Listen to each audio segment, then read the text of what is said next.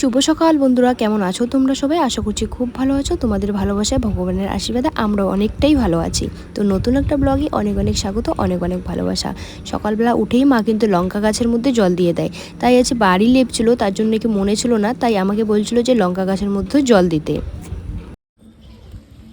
এই যে দেখো মা কতগুলো লঙ্কার চারা লাগিয়েছে। বৃষ্টি তো নেই, এই যে সকালবেলা করে জল দেয়, তো আজকে নাকি সকালবেলা জল দেয়নি, তো তার জন্য আমি জল দিয়ে নিলাম।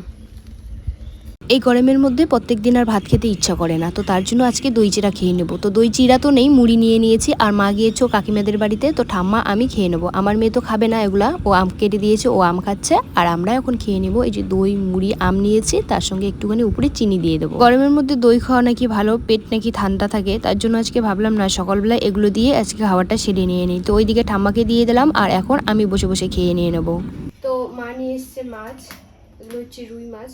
তো কড়াই এদিকে বসিয়ে দিয়েছি, কড়াইটা গরম হতে থাক, আর তেল দিয়ে দিই। এতক্ষণ উনুনটা জ্বলছিলই না, এখন দেখো কি পরিমাণে জ্বলছে। তেলটা গরম হোক, আর এদিকে আমি লবণ আর হলুদ মেখে নিয়ে নিই।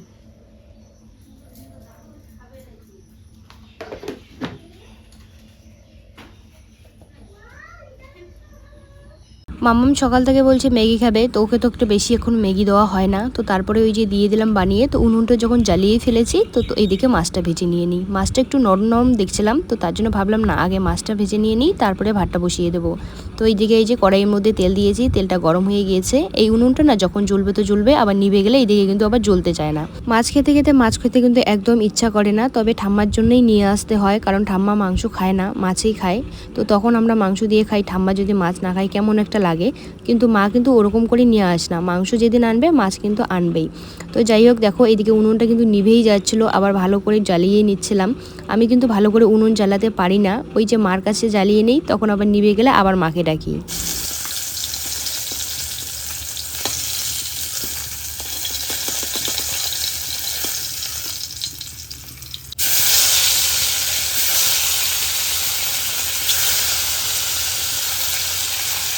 মাছটা ভেজে নিয়ে ওইদিকে কিন্তু আমি ভাতটাও বসিয়ে দিয়েছি, আর এদিকে এখন কলের পাড়ে নিয়ে এসেছি, বালতিগুলো সব ওইদিকে নিয়ে গেছে। মামাম খেলছে আজকে জল দিয়ে, ওর যে কী হবে, একটু তো জল লাগলে পরে সর্দি কাশি শুরু হয়ে যায়।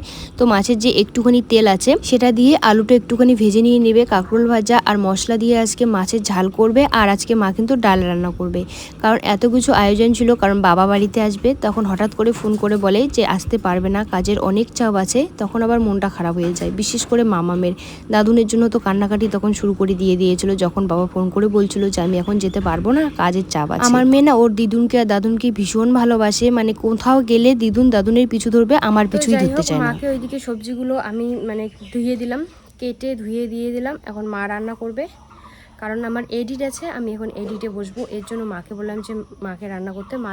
মাছটা ভেজে নিয়ে নিলাম, কারণ মাছটাকে একটু নরম নরম দেখলাম, তো এর জন্য আর কি মাছটা ভেজে নিয়ে নিলাম আগে। মাছটা ভেজে নিয়ে ভাতটা বসিয়ে দিলাম। আর এখন মা ডাল রান্না করবে, কাঁকরোল ভাজা আর মাছের যে একটুখানি তেল আছে, তো সেটা দিয়ে আর কি আলু রান্না করবে, মানে আলু ভাজবে একটু। তো চলো এখন আমি এডিটটা করে নিয়ে নিই। ভিডিও আপলোড দেওয়ার টাইম চলে এসেছে, এখনও এডিট করিনি আমি। আর আমার মুখের অবস্থা দেখছো, ঘেমে একদম একাকার হয়ে গেছি। মাম্মাম ঘরের মধ্যে ফ্যানে হাওয়া খাচ্ছে, আবার জানলার বন্ধ করে দিয়েছে, কেমন বোকা মেয়ে। তো চলো এডিট করে ভয়েস দিয়ে তারপরে আপলোড দিয়ে আসলাম। ওই রাস্তার পাড়ে গিয়ে স্নান ধান করে নিয়ে এখন খেতে বসে পড়েছি। যা গরম, ভেবেছিলাম ফ্যানের তলায় বসে খাবো, তবে এখানে যেহেতু সবাই বসে খাচ্ছে, মারা ওইদিকে বসে খাচ্ছে, আর এখানে কিন্তু আমি বসে খাচ্ছি, তো তার জন্য এখানে বসেই খেয়ে নিয়ে নিচ্ছি। আর মেয়ে কিন্তু ওইদিকে ঘরের মধ্যে আছে, চিল্লাচ্ছে মামাম আমি মোবাইল দেখবো। সারাদিন শুধু মোবাইল দেখতেই চাই, কেন কিসের জন্য কিচ্ছু বুঝি না। আর এই গরমে যদি লেবু দিয়ে ভাত না খাই, খাওয়াটা কেন জানি না শান্তিই লাগে না। যেহেতু মা মুসুর ডাল রান্না করেছে, লেবু তো লাগবেই। আমরা লেবুটাও কিনে নিয়ে আসি, একটা লেবু ছিল তবুও শেষ হয়ে গিয়েছিল। এই বাজারের দিন আমাকে বলছিল আনতে, আমি বাজার করতে গিয়ে যা পরিমাণে বৃষ্টি এসেছিল, ভালো মতো করে কিন্তু আমি বাজারেই করতে পারিনি।